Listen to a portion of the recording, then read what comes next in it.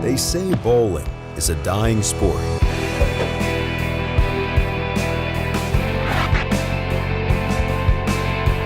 A dying sport.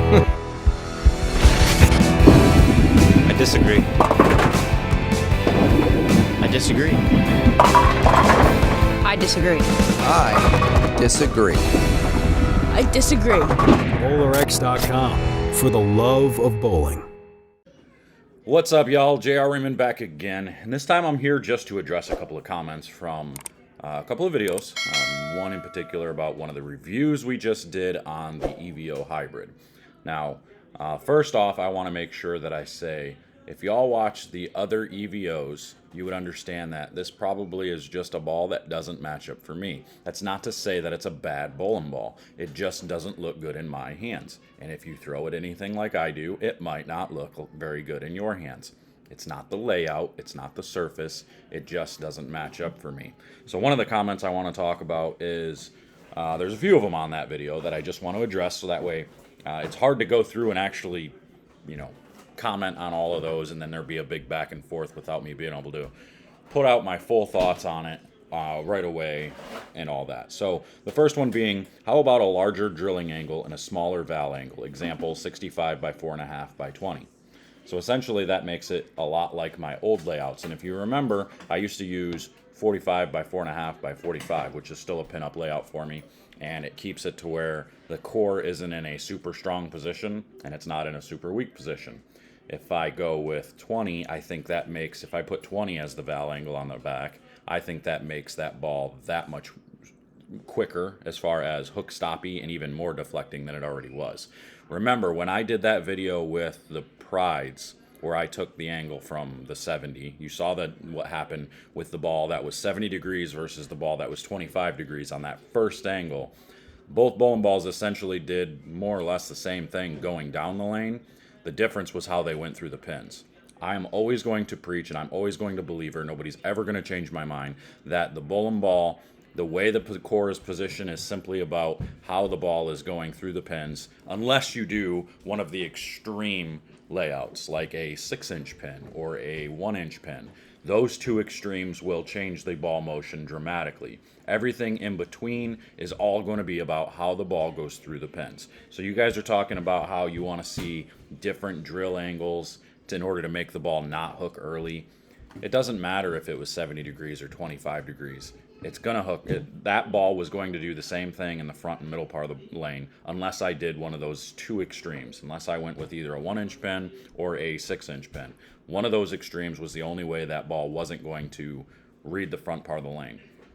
So just a drill angle change, those things are more about creating better carry. That's the only reason I even changed the layouts on the bowling balls, was just to create better ball motion through the pins. And if you've watched all the reviews over the last month or so, that's exactly what I'm seeing. The bowling balls are driving through the pins better with the stronger core position in the front on that first angle, and they're not deflecting.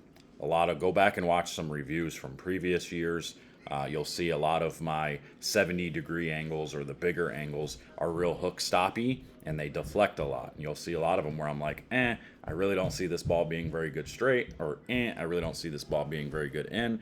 There's been a lot more bowling balls lately that I've seen being more versatile because of using the stronger first angle, that lower first angle. So that's that. So just remember, it's about how the ball goes through the pins. Sure, you could change ball reaction by inches by moving the core around, but again, the cover stock is the major thing touching the bowling lane. That's what's causing reaction in the front and middle part of the lane, not the core per se. People can argue with me all you want. I've tried all these different things. I've tried manipulating the core to get it to go down the lane further. Doesn't work. It's all about how the ball just goes through the pins for me, especially at higher speeds. You got to remember, if I were to throw the ball super slow, sure, the core action is going to take over, because go watch my video about does CG matter and a symmetrical ball. When you're throwing it slow, those types of things matter a lot. When you're throwing it fast, you don't have the core and everything doesn't have time to take over in the front. The core alone is not going to make the ball hook in the middle like that or in the front like that. So it's not possible, not at 15, 16, 17 miles an hour. It's just not going to happen. So at slower ball speeds, maybe I would agree with you guys, but at my ball speed, not happening. So it's not the layout. Some other ones. Let me see here. Here's another one. Wow, this ball is extremely early and strong. Is it just burning up off your hand? I think the early layout you have on it just exacerbates this. Just not for house shots unless you shine it up or put the different layout on it, but I bet it will excel on sports shots since it did much better when you went straight up through the oil. I agree with that. I do agree with that. I don't agree with the portion about the layout. I don't think the layout had anything to do with it, but I do agree that this ball would be pretty dang good when I need something to be straighter with. It's going to be another one of those balls that when I'm bowling on shorter patterns, it's probably going to make the bag.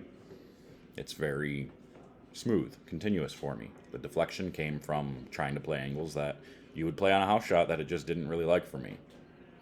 Let me see here.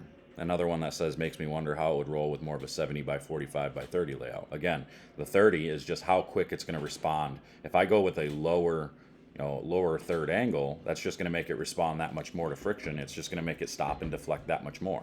I've done all the research on this. I've tried all that. That's what happens. You start putting the lower third angle to make the pin taller, it just makes it more responsive to early friction. When when it's already seeing early friction, that stronger third angle isn't going to make it less responsive. It makes it more responsive. That's just how it goes.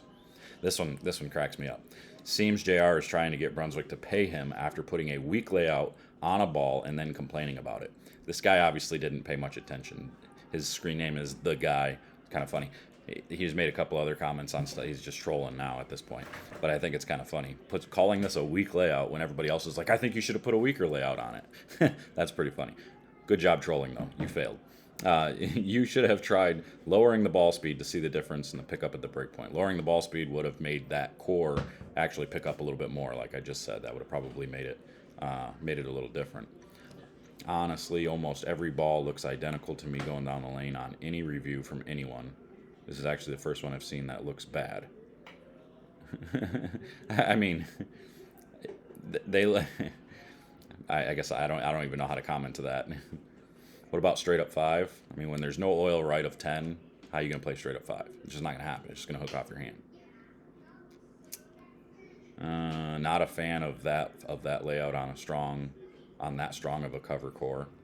I mean, all of the EVOs did the same thing. The solid was better because it actually hooked in the front and kept going. The pearl was just pukey for me. It did the exact same thing as this, but it was a little cleaner. That was it. It just never did anything down lane for me. Should plug and re-drill it. It's not going to make a difference.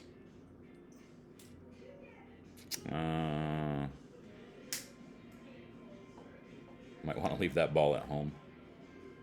Yeah, and that's pretty much it. But I did want to just kind of comment on a couple of those so you guys really understood where ball reaction comes from or why this ball was doing what it was doing. It wasn't doing anything bad per se. It just I was showing you where it was going to be good and where it wasn't going to be good. And obviously for me, it's not going to be good playing further left.